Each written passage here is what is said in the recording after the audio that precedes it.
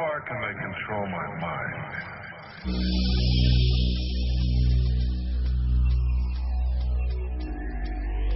The second, and perhaps the most important tool that is used to keep people in check and prevent them from ever becoming truly aware, is television. Television is the greatest and most all-pervasive hypnotist and propaganda tool ever conceived. TV teaches people what to think, but not how to think. And TV has given modern humans an utterly false perception of society, of the world, and of each other.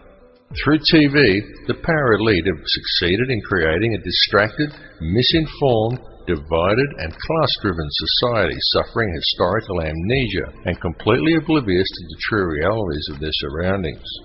And all of these people view themselves as truly informed and are very quick to berate and ridicule anyone who offers them an alternate perspective.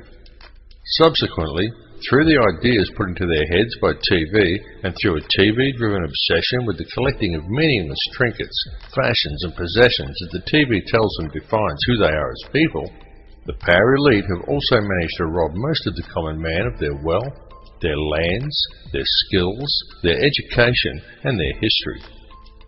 But most importantly, it has robbed people of their ability to think critically and objectively. And that is exactly what television was designed to do and exactly why it was invented. Every television set is also specifically designed to emit alpha waves.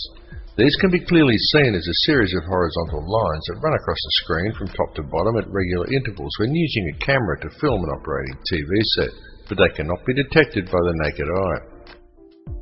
These regular lines are not simply a normal part of the functioning of your picture tube.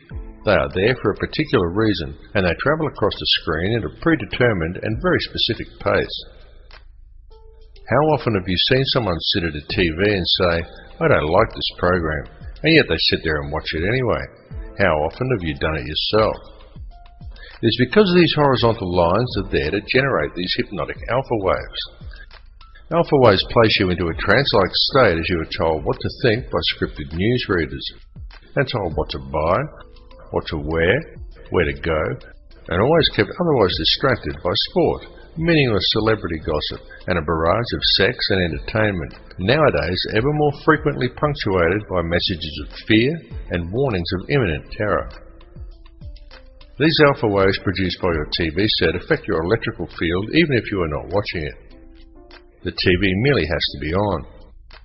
They become addictive as your body becomes used to the energy field, and many people would simply feel unable to cope without the daily fix of their favourite TV show.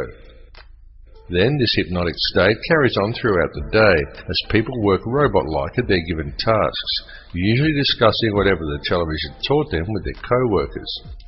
Often people think they are discussing their own thoughts, but when the conversation is really analysed, it's usually not. It's about what show they watched last night, or sport, or something they learned from the Discovery Channel, their feelings towards the opposite sex, or perhaps something like the War on Terror. And whether they realise it or not, what they are talking about, and 98% of what they think they know about anything at all, has been taught to them by the television, or by print media that is wholly owned and controlled by the very same 6 people who own all the TV stations. That's right, 6 people. 60 years ago, the media in the Western world was run by 86 small corporations who all competed to deliver the best and most informative news. Today, it is run as a well-oiled, very streamlined and tightly controlled machine by just 6, who now control all major Western mainstream television and print media. And with the current rate of corporate growth, that number is set to soon drop to 3.